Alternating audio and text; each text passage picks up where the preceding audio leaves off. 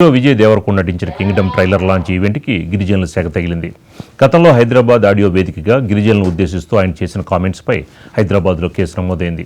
గిరిజనుల్ని పాకిస్తానీలతో పోలుస్తూ విజయ్ దేవరకొండ చేసిన కామెంట్స్కి నిరసనగా ఇవాళ తిరుపతి నెహ్రూ మున్సిపల్ హైస్కూల్ గ్రౌండ్స్లో కింగ్డమ్ ట్రైలర్ లాంచ్ ఈవెంట్ను అడ్డుకునేందుకు గిరిజనులు మున్సిపల్ గ్రౌండ్స్ వద్దకు చేరుకున్నారు. విజయ్ దేవరకొండ డౌన్ డౌన్ అంటూ నినాదాలు చేస్తూ నిరసనకి పూనుకున్నారు. ఇదే అంశానికి సంబంధించి తిరుపతి నెహ్రూ మున్సిపల్ గ్రౌండ్స్ నుంచి మా ప్రతినిధి మోహన్ మరింత సమాచారం అందిస్తారు. హీరో విజయ్ దేవరకొండ నటించిన కింగ్డమ్ ఏదైతే ట్రైలర్ లాంచ్ ఈవెంట్కి కూడా గిరిజనుల జేఏసీ కమిటీ సెగ తగిలిందని చెప్పుకోవచ్చు. ఏదైతే గిరిజనులను ఉద్దేశించి విజయ్ దేవరకొండ చేసినటువంటి కామెంట్స్కు క్షమాపణ చెప్పాలి. అదేవిధంగా ఏదైతే గిరిజన గురించి కూడా మాట్లాడిన దానిపైన కూడా వాళ్ళందరూ కూడా వ్యతిరేకిస్తున్నారు. ప్రస్తుతం మనతో పాటు గిరిజనుల సంక్షేమ సంఘం జేఏసీ కమిటీ కూడా ఒకసారి మాట్లాడించే అసలు ఏం జరిగింది, గిరిజనులు ఏమని కామెంట్ చేస్తారు? ఆ రోజు హైదరాబాద్ ఈవెంట్లో చీఫ్ గెస్ట్గా రెట్రో 3 రిలీజ్ ఈవెంట్కి చీఫ్ గెస్ట్గా ఇచ్చేసినటువంటి విజయ్ దేవరకొండ గారు ఆ రోజు 500 ఏళ్ల క్రితం గిరిజనులు ఏ విధంగా అయితే కొట్టుకున్నారో ఆ విధంగా ఈరోజు పాకిస్తాన్ వాళ్ళతో మాకు పోల్చడం సరికాదు అని చెప్పడం జరిగింది. నా గిరిజనులు 500 సంవత్సరాలు కొట్టుకున్న దాన్ని మీరు చూశారా? మీరు ఊరికి ఎందుకు చెప్తారు అంటే గిరిజనులంతా అంత చులకనా నీకు అని నేను ఆహ్వానిస్తున్నాను. ఈ 3 ఈవెంట్ను కూడా వెంటనే అడ్డుకుంటానని నా గిరిజన సంఘాల జేఏసీ తరఫున తెలియజేయడం జరిగింది.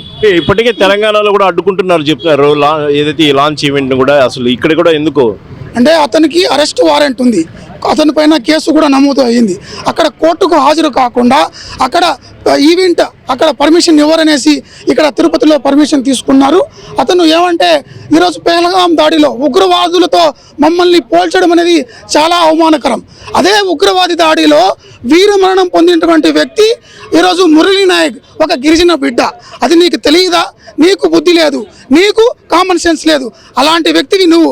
అలాంటి వ్యక్తి గిరిజనులకు బుద్ధి లేదని ఎలా చెబుతావు? కొంచెమైనా నీకు కామన్ సెన్స్ ఉందా?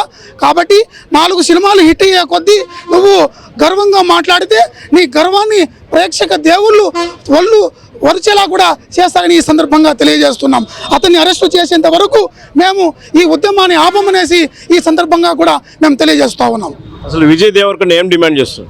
తక్షణమైన ఏవైతే వ్యాఖ్యలు చేశాడో దాన్ని వెనక్కి తీసుకొని క్షమాపణ చెప్పాలి. ఎందుకంటే ఈ దేశంలోన ఆయుర్వేదిక వ్యవస్థను వైద్య రంగాన్ని అందించింది గిరిజనులే. ఈ దేశ ప్రధానికి ఉండేది గిరిజనులే. ఈ దేశం పోరాటం ఈ స్వతంత్ర పోరాటంలో ప్రాణాలు అర్పించిన వాళ్ళే.